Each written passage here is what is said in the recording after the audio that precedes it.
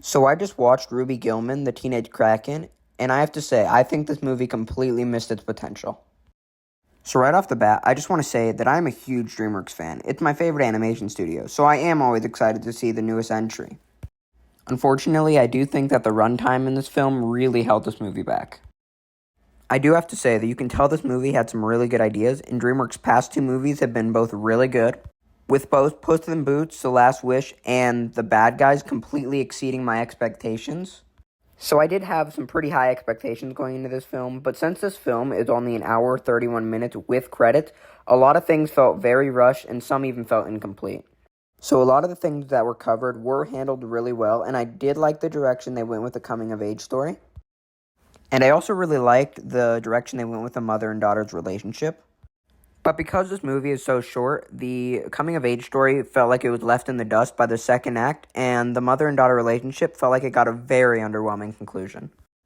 There was also this very underdeveloped romantic plotline between Connor and Ruby Gilman. Now, you can definitely see the chemistry between these two, but because they have such little screen time together, we don't get to fully understand how their chemistry could really play out. The other thing that I want to say is that it felt like Ruby Gilman, the Teenage Kraken, had the exact opposite marketing problems that Elemental had. It felt like Elemental showed us nothing in the trailers, but it felt like Ruby Gilman showed us most of the movie in the trailers. Now, it definitely didn't show us everything. There are a few things that were left out in the trailers, but you could definitely get the general direction of this film and a lot more. The other thing that really disappointed me was the villain in this film. Now, DreamWorks has been really good at making villains in the past by not making them only seem stronger than the main character, but also have some form of connection to the protagonist's story or character arc.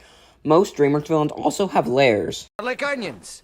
But that is not the case here. The villain in this film felt very lifeless and even predictable, and only felt like a force that Ruby Gilman would obviously have to fight at the end, which also felt very rushed just because of how short this film is.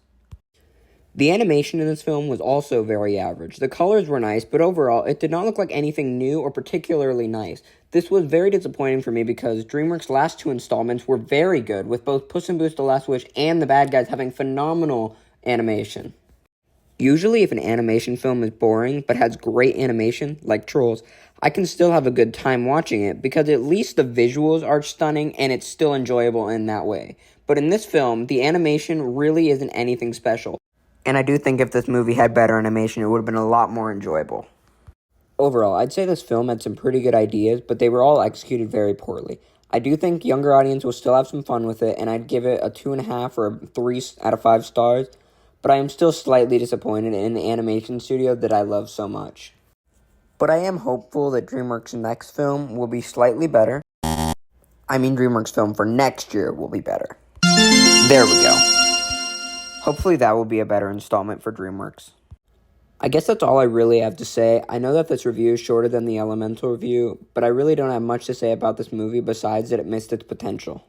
But I did also have some fun with this movie. But anyways, that's all from me for now. So please consider subscribing, and I'll catch you guys in the next video.